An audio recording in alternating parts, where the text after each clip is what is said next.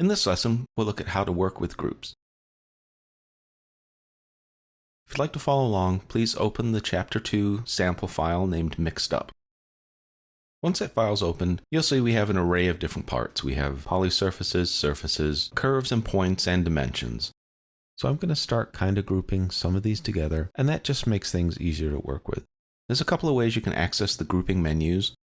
The first is go to Edit, and about halfway down you'll see Groups, and there are the choices in here. We're going to be working with the toolbar, and available directly on the toolbar is Group and Ungroup. You can also use quick keys for these. Control-G is Group, Control-Shift-G is Ungroup. And I tend to use those, but today let's look at this menu. So we're going to hold this down and bring out the grouping menu. And you can see we have 5 options here, and we're going to go through these individually. The first one is Group, then we have Ungroup, then we have Add to Group, Remove from Group, and then Set a Group Name. So grouping's really nice because what it allows you to do is actually group things together that you want to work on, but it allows them to maintain their layers. So if I select a few different things here, and we know that these are all on different layers just by sort of switching some stuff on and off here. So I can select these, and they're on different layers, but just by clicking Group, they're now treated as one piece. You can see when I click on them or drag them, they move as if they're one piece. Grouping's also nice because I can switch off layers, and when I move the part and now switch it on, that part has still moved even though it's switched off. So if you're working on complex assemblies and you need to move things around, the grouping is kind of nice because you can have your layers switched off, making your workspace a little easier to manipulate or navigate. And when you're finished manipulating or making changes, switch the layers back on, and anything you've moved around, if it was inside a group, has moved accordingly to whatever you've done to it. Let me just undo that. And again, if I want to ungroup these, it's Control-Shift-G, or I can just click Ungroup over here. And you'll see a quick flash, and that lets you know that they've ungrouped. Now we can also nest groups, so I can have groups within a group. So let's say I wanted to take these 2 objects and group them. And then I wanted to take these objects here and group them. So I have that group, and I have this group.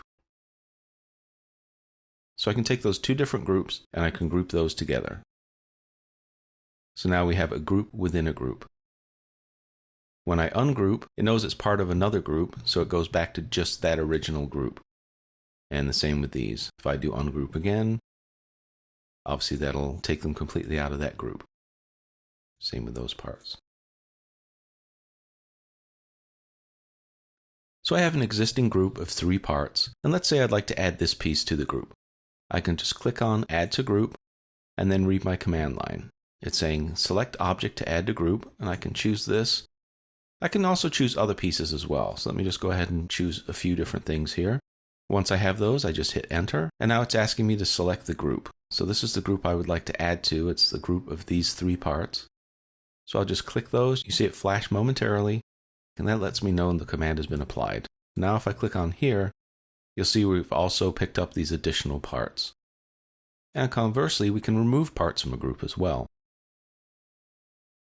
So let's say I'd like to remove the parts that aren't green surfaces from this group. Let me click on the group just so I remember which parts are which, and it's just these 2 parts here. So now I'm going to click Remove from Group, and I can just choose these 2 parts and press Enter. And now when I click on the group, you can see it just remembers it's just these 2 parts here. Let me undo that to put those back into the group. So I can also have this pre-selected and choose Ungroup. And again, I can just click on the parts, hit Enter, and now it knows that those are no longer part of that group. So if I'd like to go ahead and add a name to this group, I can do that using the name group command. And the reason we don't actually do that under properties is if I name this under properties, that's actually putting a name to all these individual surfaces. It doesn't name the group. So if I call these 1, 2, 3, you can see the name is 1, 2, 3. If I ungroup them, they're still named 1, 2, 3. So we're only really naming the surface there. Let me undo that. So now they're back together as a group, but they have no name. So I'll go to Set Group Name, and New Group Name. I'll just go ahead and type Green Surf and hit Enter. So now that group is named Green Surf. You can see there's no name appearing here under the individual properties for that object. And the reason you want to be able to name your group is as your model becomes more and more complex, it's nice to be able to name groups of things, certain things that you'll remember, so you can select those groups rather than trying to pull them out of complex assemblies. You can just run a select by group name, which we'll look at in a later movie, type in the name of the group you want to select, and instantly that group is selected.